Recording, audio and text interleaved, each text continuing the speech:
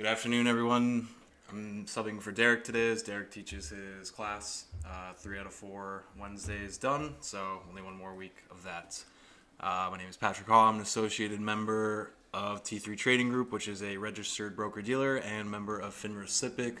All trades placed by myself are placed through T3 Trading Group. You should carefully consider whether trading is suitable for you in light of your own financial condition. Please pause the video, read this disclosure. Greatly appreciate that. And positions disclosure, newest swing is sock so long from yesterday. So happy to talk a little bit about that. Nothing too crazy there, but yesterday was one to take notice of. So let's get into it. Okay, so as we left off yesterday, we discussed that basically yesterday was arguably the most bullish day for the market that we've seen since, I don't want to say since like a certain day, but really just since this whole CPI breakdown. I know we had like a big update here where we went through or gapped up over 380, but even the flow of yesterday compared to today, I thought the flow really stuck out yesterday, the bullish option flow that we saw pretty much throughout the day yesterday. So after yesterday, we're left with, okay, we're above 380. Let's see if we can hold 380. And based on the flow, the feel of everything, we should see some follow through. So we got some follow through today. The way the follow through came wasn't super easy. We didn't just trade right up or anything like that. So I guess just reviewing today's action, we opened. Where's the open? Right here? Oh yeah, right here. So open, really choppy, really shaky, rolled over a little bit, but held 380 here. It was really, really, really slow. So we had the Fed minutes at 2 today, but there was no rate decision or anything like that. So it was a mix of, midday summer trading along with, usually you're boring before the Fed, but this wasn't like a big Fed meeting or anything like that. It was just Fed minutes being released. There was no rate decision. That's not today. So really slow up until that Fed meeting. And then sometimes we just see the market is hedged for an event. That event comes, then that event goes. And once the market just doesn't break down from that event, you'll just see an up move from whether it's just hedges being unwound or just people breathing a sigh of relief and waiting till after the event to buy in, anything like that. But Fed minutes released. Saw some volatility, nothing new out of there really. If anything, they're still fully hawkish. Maybe 75 next meeting, maybe 50 next meeting. I guess that's the silver lining some people were talking about. But nice up move from that Fed meeting, and then a rollover into the close. So what were we looking at? Over SPY 380. Next was 385, so we achieved that today. Pretty much like kissed the 21 day on the daily chart and then backed off a bit. So we hit our next resistance point. We did get some follow through today. It wasn't, a super huge day like yesterday where we just have another huge candle to 390. It wasn't anything like that, but we did get some follow through. Let's take a look at the other indices. So Q's closed above their 21. But held this 290, did not close above 290. This 290 level going back all the way back to here. You can see it a little bit hard to see in the chart, but you can definitely see it as an inflection point. And then IWM was the quote-unquote weaker one. I wouldn't say it definitely was relatively weak, but I wouldn't be too concerned here yet. Looks like we actually are holding the 8 here. There is a nice tail, similar to how SPY traded down to 380. IWM traded down to 170 today. Lost 170 for a little bit, but actually no, not for a little bit. Sorry, I was looking at it here. So really just like poked down below 170, and then that was it. Held 170 all day. Same thing as SPY. Nice little relief rally after the Fed minutes, and then a rollover, and not a fantastic close, but nothing to be concerned about here yet, I don't think. So where does that leave us going forward? So we have earnings season coming up. That's kind of the next down wave that people are really anticipating with, okay, so, we're getting the Fed hikes, those are getting priced in, everything like that. Recession's getting priced in. Next big wave is really going to be earnings deterioration. And that's what some of the bigger analysts are arguing can take us down to, anywhere from 340 to basically like the 350 to 330 range, with like 300 being an absolute worst case scenario. Um, we don't really make calls here like that. It's a day by day process, because especially with this market, things just flip on a dime every single day, it seems. But so we're awaiting earnings season. I'm pretty sure there is a rate decision in July. It just wasn't today. I want to say it's the third Wednesday, so 2 weeks out, something like that. So we'll probably have a big Fed meeting along with earnings season getting kicked off. So 2 weeks from this week, nothing too special next week, but 2 weeks from this week, we really start earnings season with, I believe, Netflix 2 weeks from this week, Tesla 2 weeks from this week as well, probably a couple others. And then the following week are, the big ones, Apple, Amazon, those guys. So we did have a couple reports already this year. MU, I think, is kind of like the star of the show right now. And it's going to be really important to see how these names react going forward to what they say. So we probably know that the earnings are going to be bad. We probably know that guidance is going to be bad. MU's guidance miss was gigantic. It was like, honestly, possibly the worst guidance miss I've ever seen, I feel like, for a company like this. They gapped it down, but not all that much, especially for, 3 weeks out. Okay. They gapped it down, but honestly not in a gigantic way, the way you would think they would gap it down based on their guidance miss, which it was huge. And then they bought it up all day the day after, yesterday, which again we said was one of the most bullish day since that last CPI number. I mean, look at MU yesterday, and these semis, along with IWM, is kind of a risk gauge, but semiconductors are just so important to like everything, right? Like literally everything. You need semiconductors. They're just so important. They run the world basically. I always remember like reading one, smart guy say, I think it was like an article came out about like robots that Amazon was going to have, and the robots were going to, be helping you out throughout the house or something. And everyone's like, oh, Amazon stock. And the guy's like, I don't care about the robots. I care about what semiconductors are running those robots. But point being, semiconductors obviously are very, very important. So those have been kind of leading to the downside, and now in some way starting to really show some strength here. This MU off these earnings, when was that? Thursday, I guess last Thursday. This is just such an incredible move. It really, really is impressive. So we'll see how this starts to build out as well. The point is about MU is, I think, not, and this is usually how it goes anyway, it's not so much what the earnings are, as much as what the guidance is, and even more importantly, just how the stock reacts, just how the big money that's moving the markets, the big money that's moving those stocks reacts. So, MU, if you showed me those MU numbers and then I just had to guess where the stock would be, and I didn't really watch the stock at all, and I came back in like a couple of days, I would think MU would be under 50, right? So again, it's not what the numbers are as much as how the big money reacts to it. And even what was today? So today was Wednesday, yesterday was Tuesday. So this was Thursday, right? Or was this Thursday? Now I'm getting my days mixed up here. This was MU earnings, right? This was MU earnings day. So gap down, sold it off in the morning, but spent the pretty much all day, like some panic selling, forced selling, whatever you want to call this, and then pretty much all day bought up, gap down with the market yesterday, and that's when the market roared, and MU just absolutely roared to the upside yesterday. Just very, very, very, very impressive. So I think that's kind of what the market is waiting for, is how these names are going to be reacting to earnings. We know the earnings are probably going to be bad. We know the guidance is probably going to be bad. But if we can react for the majority the way we reacted to MU, that's when we can see like a kind of a real prolonged, possibly multi-week rally in the market.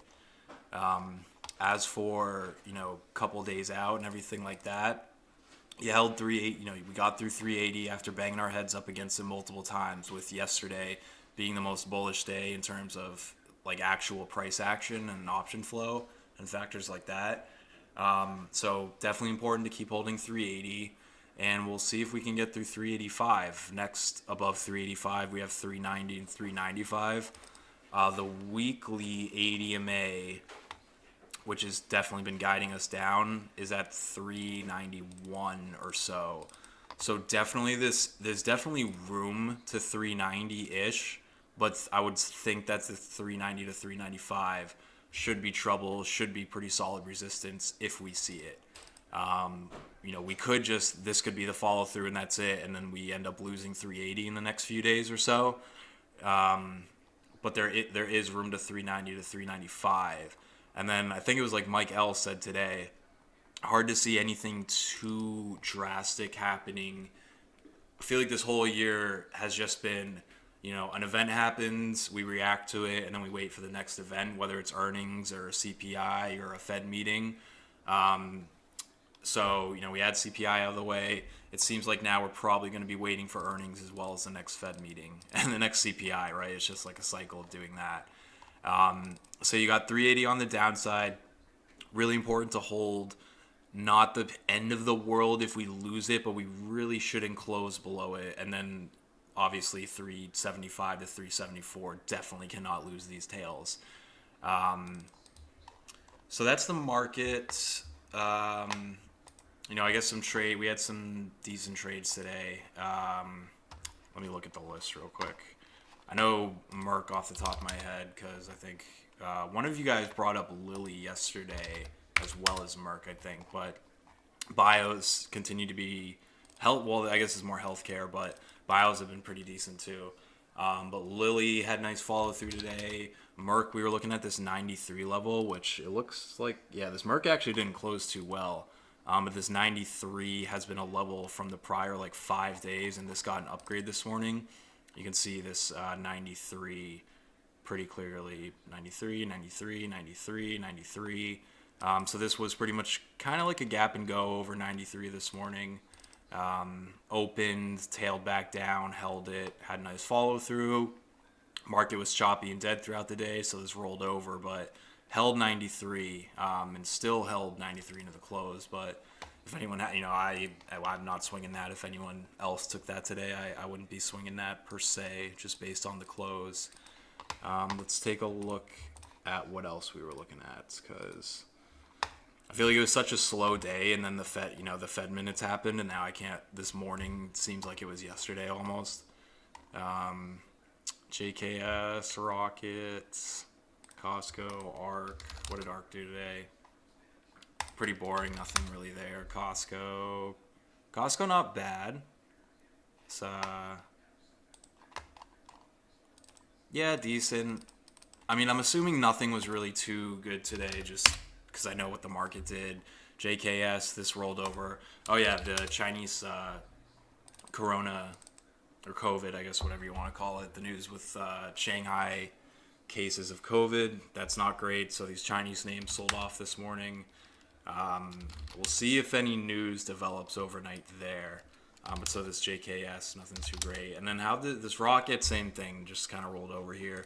Nice initial bar that had no follow through, didn't break, pretty much 5-minute opening high, opening low, couldn't get above that opening high, and then just kind of rolled over and died throughout the day. So Merck was decent. Overall, nothing too special today, but ideally, you guys have one or two or, something from either yesterday or the past couple days or so.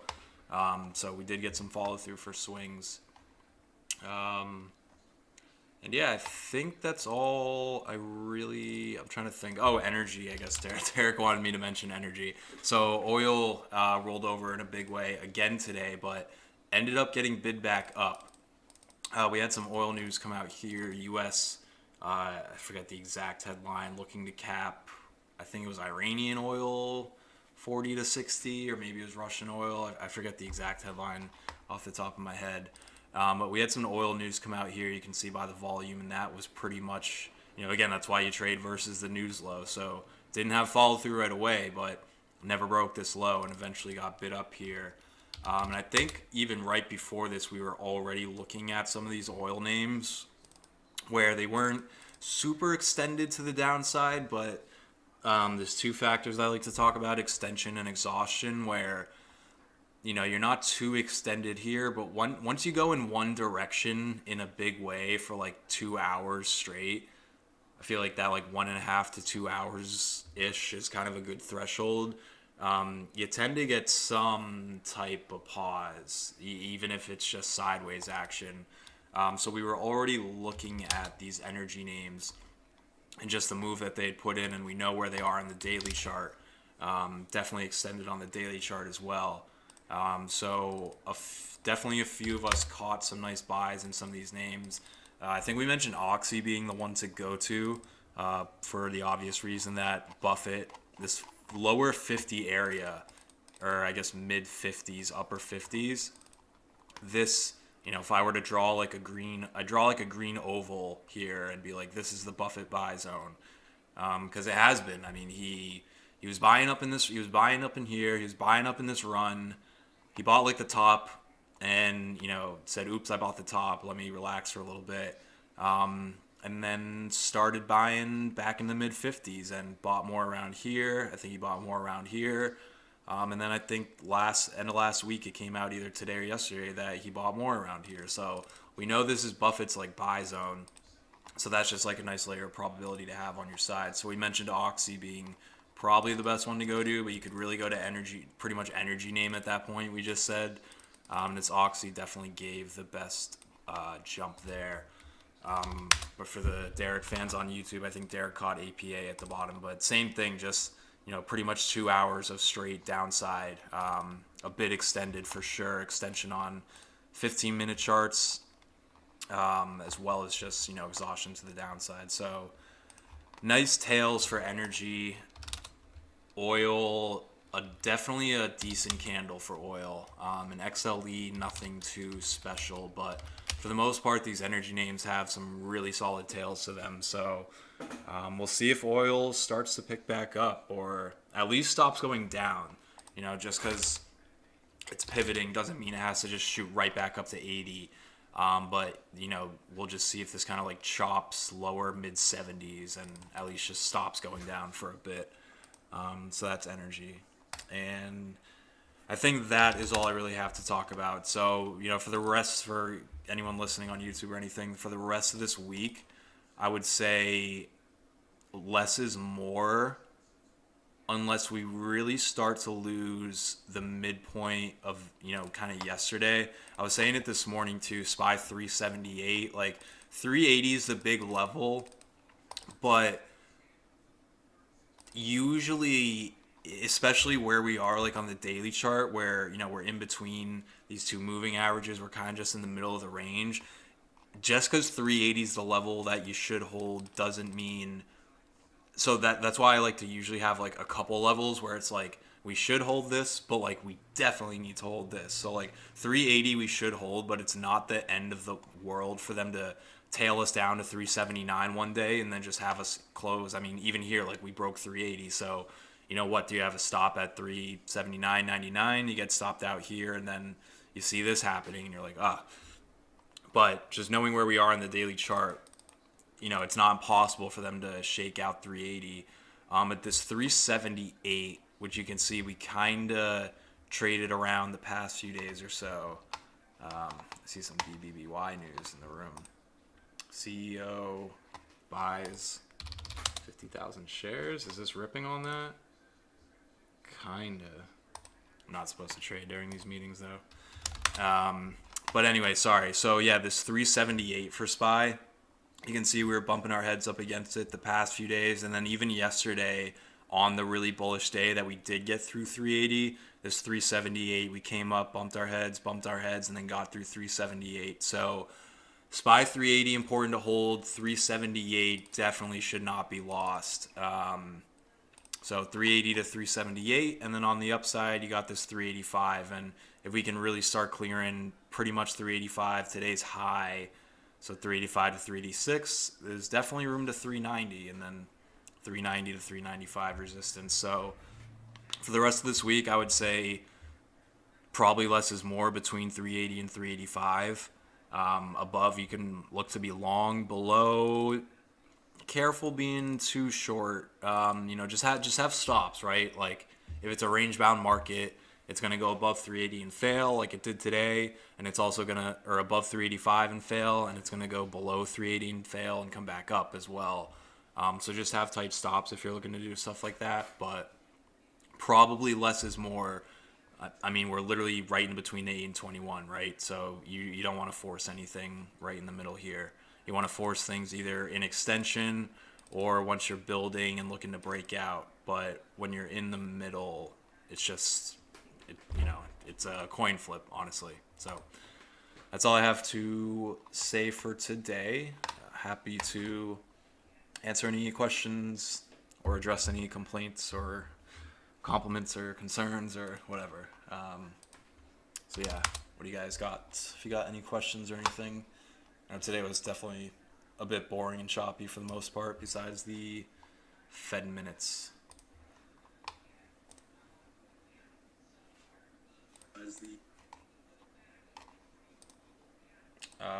FOMC July 26th through 27th. Interesting. So all the way at the end of July. So yeah, there's one at the end of July, and then there's not one in August. So there's a rate decision at the end of July, and then I know there's one in September. And we'll see we'll see by September if they've done enough damage to chill out or not.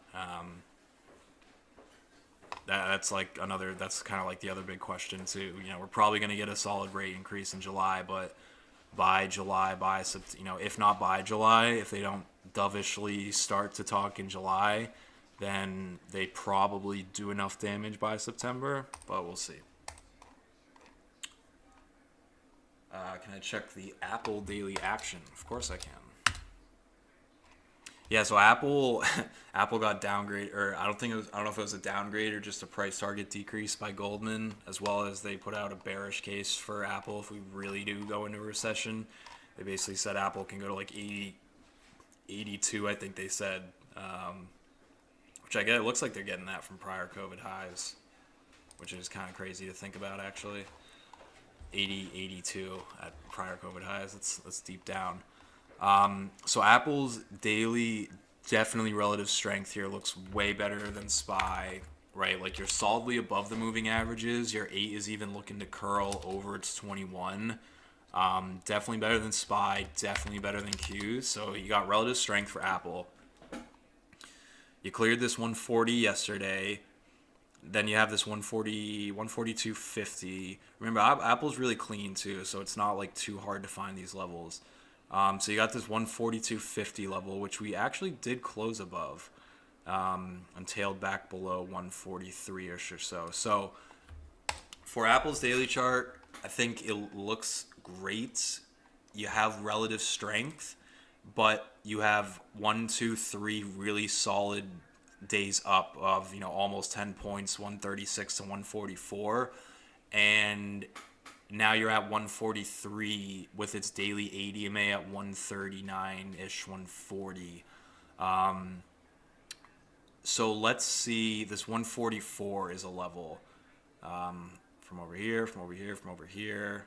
And what's the high today? 144.12. So 144 is possibly going to be a breakout to buy in the future.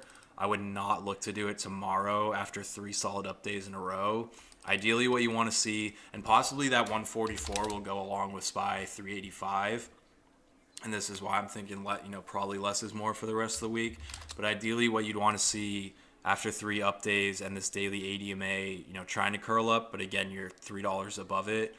Is possibly like an inside day, but basically a couple, maybe it only takes 1, maybe 1 to 2 to 3, but 1 to 2 to 3 like sideways days where you keep bumping your head up against 144, and while that's happening, this ADMA catches up to this 140, 150, and then you're good to go through 144. So Apple looks good. It looks great.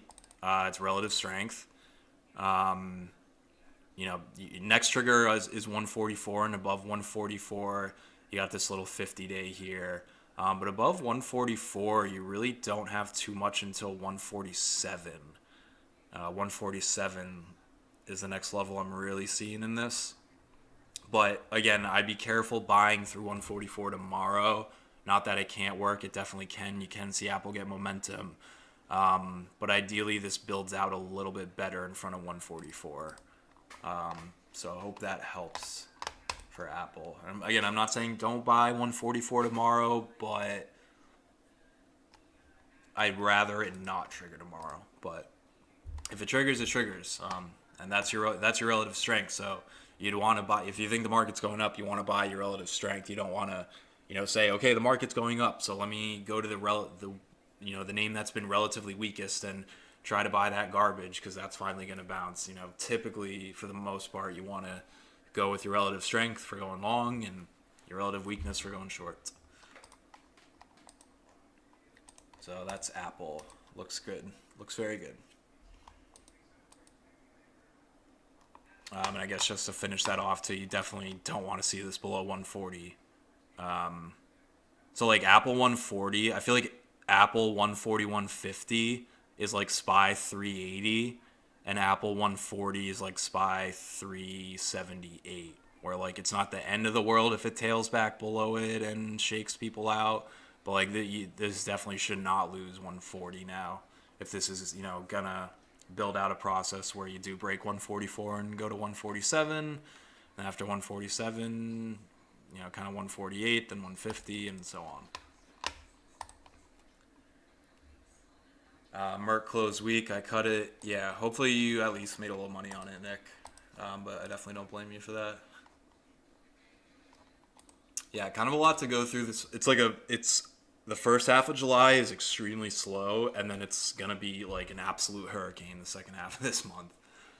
So as much as less is more this week, probably, especially the second half this week, as much as less is more is probably going to be true. Don't take it for granted, because the second half of this month is probably going to be insane again with, CPI, Fed meeting, earnings. It's going to be a busy second half of the month. Cap Russian oil. Yep, that's right. Thoughts on BSX trade? It had the upgrade. I took the inside 5 at the open, and it failed. Boston signed. So, yeah. I've never traded this name. So I had an inside 5 and failed. Let's see here.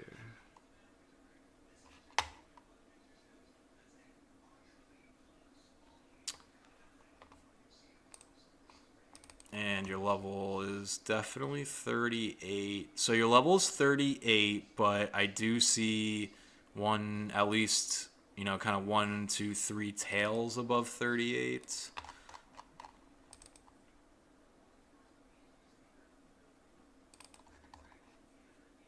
Had an upgrade. Inside day. This is an inside day, right? 37.83.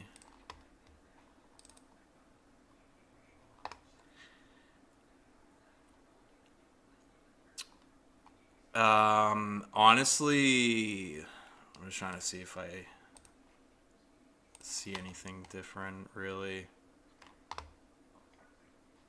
Honestly, I think you did everything right, and it just failed.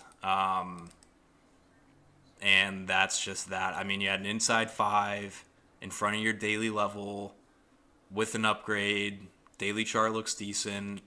It triggered. It failed. I don't really see anything else on it other than, honestly, whoever, Jerry, I think you just got a little unlucky here, to be honest. Maybe If anything, I just noticed this. If anything, I think the only thing you really could have seen for yourself here is the volume. This volume is just pretty whatever. It's whatever. Um, and if something's in play because of an upgrade, let alone if it's like breaking a daily level and breaking out, you should have higher volume. So that might be the only thing you could have seen, but I don't want to like say that in hindsight now and then in the future have you overly obsess about volume and like miss trades. That's like the one thing I see. But also this type of name, I mean, I don't know if I would really just go to this type of name to trade per se either. It's, you know, it's like just not a great trading vehicle, I think.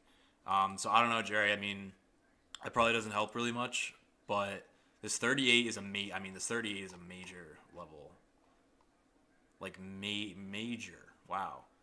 We should still keep this on the radar. You should definitely still keep this on the radar. This 38 is like a huge level. So I think it just failed today. It just wasn't ready to go, but that doesn't mean it's going, to 30 or whatever. This still could trigger. So maybe we need to wait for 38.10 for confirmation. So don't buy 38, but buy 38.10, or just try it again, some other time that it looks ready to go. And once this does go, you would think 39 comes pretty easily. So hopefully you can try to take this with 10, 20 cents risk or so, and then go for a dollar or two or more in reward. So yeah, I think you did everything right, Jerry, and it just failed. And it failed because this 38 is such a huge level that it just wasn't ready yet. You might want this moving average to really like cross up and push up more. So not the best thoughts, but I think you just kind of got unlucky there. Yeah, just huge level, 38 there, huge level. Yeah, what's BBBY doing? Not really going. Not really trading at all. This thing's like that bond. I think I posted that. It was like a bond BBBY bonds chart. That's scary. This thing is scary to me. They don't have the buy. Like when we were buying this before, like a year, whatever that was, a year ago, like they had the buyback going, and they still had the squeeze going. And then I think this was this was the last time I was in it. No, maybe it was this time. Whenever that Cohen news happened was the last time I was in it. And then yeah, they finished the buyback, and I think their buyback was they were the only ones bidding for their stock. So I don't know. I don't know. It's not even trading after hours here either. Like they're not even trying to squeeze it. This thing's kind of just dead money. And yeah, the air conditioning thing too. Like that's scary. Like that is scary. So yeah, I would be careful with this one. Do I think MU's PE at 7 was a reason for the mild reaction to their numbers? It did not have to be re-rated from a 90 PE. That definitely helps, TG. It definitely helps. I mean, MU is more of a value play in that Intel area where, like you're saying, the PE 7, but NVIDIA's PE even here is probably still like 40 or something, and AMD's probably still like 30 or something like that. I have no idea what the exact numbers are, but I know they're definitely more expensive. And that's why we've been saying these things could still go lower. They're not super cheap yet, specifically AMD and NVIDIA. So that's definitely that definitely could be part of it, but I don't think. And I could be, earnings season could prove me wrong, but I feel like it's not going to be a drastic difference where they could do something like this with MU, and then they could just completely and utterly destroy AMD. I don't see that it just being like a polar opposite, even though I know they're different companies and they're in different semiconductor spaces and everything like that, but they do somewhat trade together, and it's definitely not a coincidence that this MU proved itself 2 days in a row, and that's when we finally are seeing a short-term bottom in AMD, and I mean I'm swinging this Soxel, looking for at least 14, and then I'll reassess and adjust the chart and everything like that. But it's no coincidence, I don't think, because so that definitely helps, but I don't think that's the sole reason, TG. But it's definitely good to bring up. In some ways, this market is exciting because for the first time in a really, really, really long time, fundamentals and valuations really, really, really do matter now. So definitely good to bring up, TG, and definitely helped for sure. Maybe AMD gets bad numbers and it kind of goes down a little, but not too much. But maybe they don't buy it up the way they bought up that MU. But it's just that was such an impressive reaction to such impressively bad numbers. Yeah, 40 for NVIDIA. There you go. Yeah, thanks on the Oxy call. It's definitely a team effort on the energy there. So team effort, but yeah, good. Just knowing that Buffett has been on the bid and is still on the bid. I mean, he still was as of like literally Friday. So, not a bad one to go to. Just a slight extra layer of probability there. Thoughts on Moderna? Any idea why it's going up? The whole... Yeah, it's just... I don't think there's any specific news for Moderna, Natalie. I think it's just XLV in general. So Moderna's been going up, but Pfizer's been trading well, and we were talking about like Lilly's been trading well, Merck's been trading well. I wonder if even Gilead, the Widowmaker, not bad. I think it's just the space, Natalie, kind of more of a defensive play. I don't think there's anything specific with Moderna. Probably a shorted name, so once this group moves up, you might see this move up a bit more, because I would think this is somewhat of a shorted name. But yeah, I don't think it's anything other than just the whole XLV space trading decently well these past few days. You are short Moderna. Well,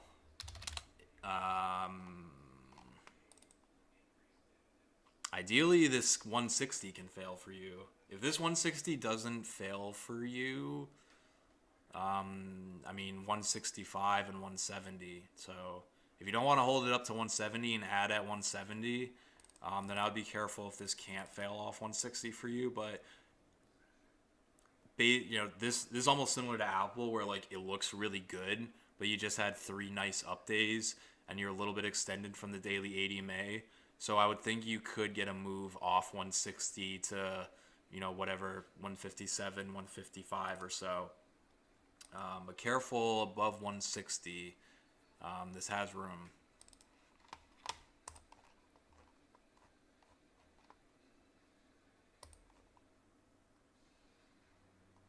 The apes from GME. I can't believe that GME is still up here as a stock. $124 stock. It's so crazy.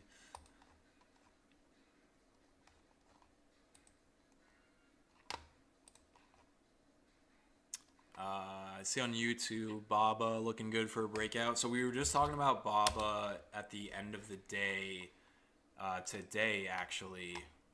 Oops, I typed in BB. So Baba, it's interesting. So Baba looks really good and looks like it is setting up for a breakout at this 120 level, which is a big level.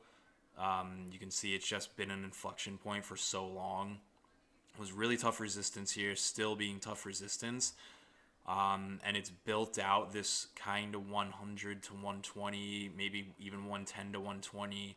So you have a measured move at least to 130, let alone 140. 130 first, then 140. Baba looks really good. JD does not look so good. K-Web does not look so good. PDD does not look so good. It's interesting. It's like only Baba. So... And again, these Chinese stocks sold off this morning. So there was a headline about Shanghai COVID cases.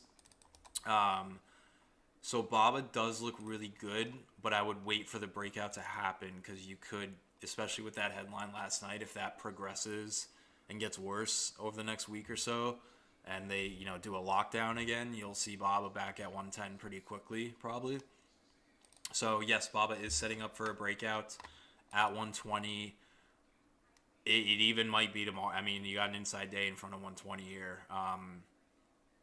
This 120 is big, and BABA is very tricky. And I've traded this thing before, where I mean, I don't even remember where it was. I remember trading a breakout in this BABA. I feel like I remember it being 180 for BABA. I forget where it was. It was way before COVID.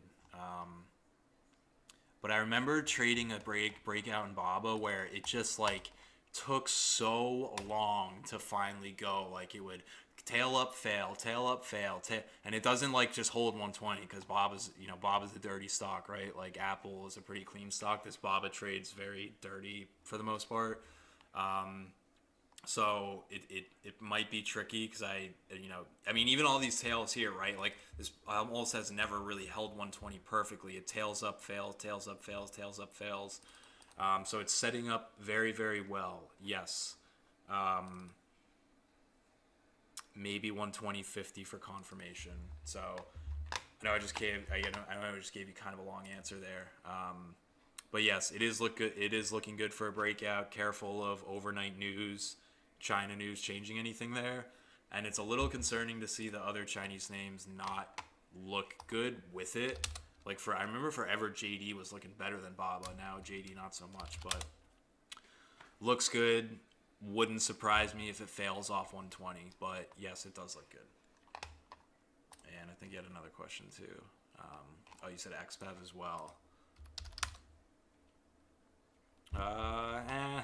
Yeah, kinda. I mean, this 33 or 32, sorry, is a level.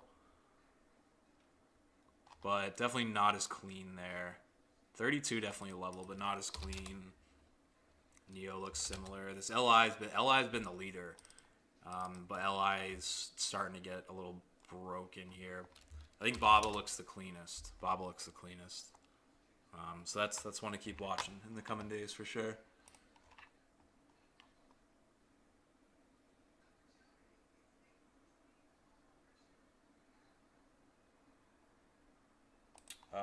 Who just announced the split? Robert. Did BABA? Oh, GME? Oh, like literally just now? Oh, wow, yeah, it is trading up after hours. Wow.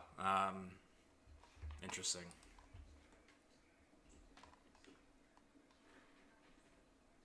Maybe some news for BABA, maybe. Or it might just fail 120. No, I mean, I'm not saying I don't like PDD. I'm just saying it doesn't look as good as BABA. Same thing as JD. I'm not saying even JD looks worse than PDD. PDD looks better than JD, but they just don't look quite as good. And I feel like usually they look fairly similar for the most part. Same thing with this K-Web, which is like kind of the ETF. I'm not saying it looks bad. It just doesn't, like BABA looks like it could be ready to go tomorrow, and none of these others look like they could be ready to go tomorrow. So if that makes sense, I guess that's my concern there. COVID-19 vaccine doses are thrown away now. Is that good for Moderna, or is that a revenue stream end? I don't really know how the vaccine revenues work. All I know with Moderna is that the CEO of Moderna has literally sold stock like the entire life of this stock. He just sells, and sells some more. If you've ever seen that chart, you could probably find it on like Twitter or something. If you've ever seen the chart that shows them, it's like a history of Moderna with the CEO sells. It's like insane. So I don't know. I just know that the CEO clearly doesn't really believe in the stock. But again, 160 is a level. See if it pauses at 160 here for a couple days. Otherwise, it has room to 170, and then 170 is a level as well.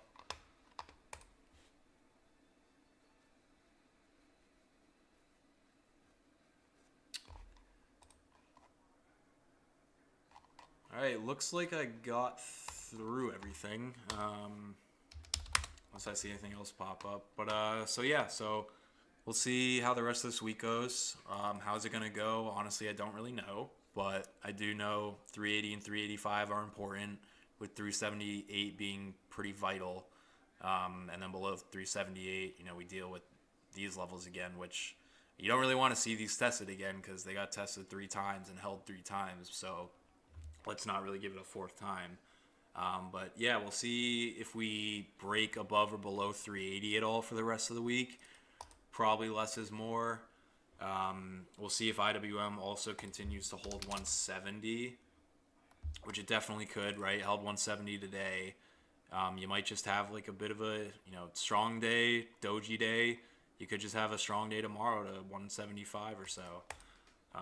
So yeah, we'll see how the rest of the week goes. Probably less is more the rest of the week, and coming on next week and really the week after. We got a lot going on. Fed earnings from pretty much everybody that matters, and CPI as well. So if the rest of the week is boring and choppy, don't take it for granted because the craziness will be back. If it's not back tomorrow, it'll be back soon. So we'll see how it goes. Oh, welcome, Walid. I'm not exactly sure how to say your name, but welcome. Whenever you have questions or anything, definitely ask all the time. Throughout the day, afternoon meetings, morning meetings, definitely don't be afraid to ask. This is a great team with a ton of nice people, and we're all here to help. So, welcome to the team. Ben, do you want me to take a look at Hawe for you?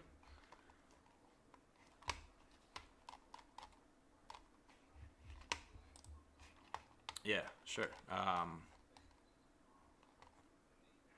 Is this this is an ADR, right? Yeah.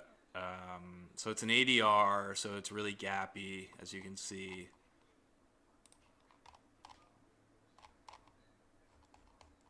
And it's a commodity name, right? So you got a lot of volatility. 14 is a pretty big level, it looks like, that it lost. So you really want this to get back above 14. It is extended on the daily. You got 2 tails off 1350. If you like the name, you really want it to be back above 14. I don't hate trying to buy it versus 1350. I don't like how it's below 14 though, so you might want to wait for it to be back above 14. But you got 2 tails off 1350. You got 2 nice daily candles. You're still a little bit extended on the daily chart, so there is some room higher. If this can get, you might be able to buy through 14 with a stop at 1350 and risk 50 cents in this for like a real swing if you really like the name. Like if you really like this name and you want to swing it, that might be the move. That was looking versus 13.4. Do you mean 1340?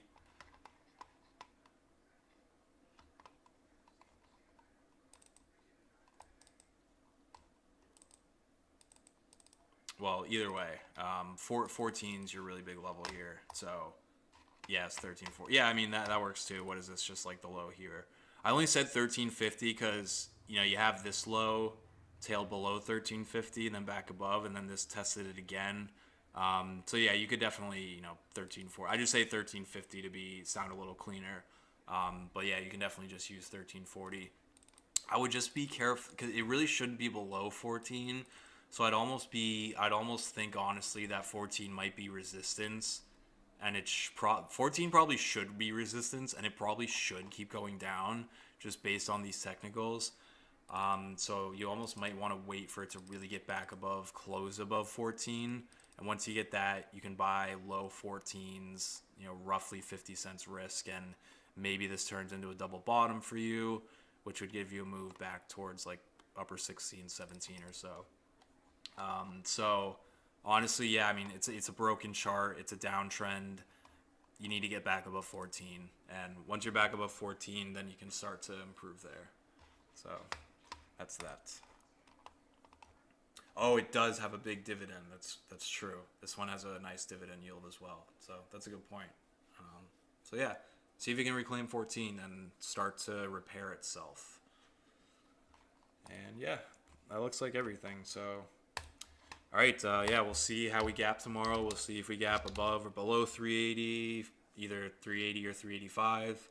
And yeah, we'll see how the rest of this week goes. Probably not expecting too much for the rest of the week, but it'll be the calm before the storm if it does play out that way. So we'll see how it goes. Thanks. Have a good night, everybody, and we'll see you tomorrow morning.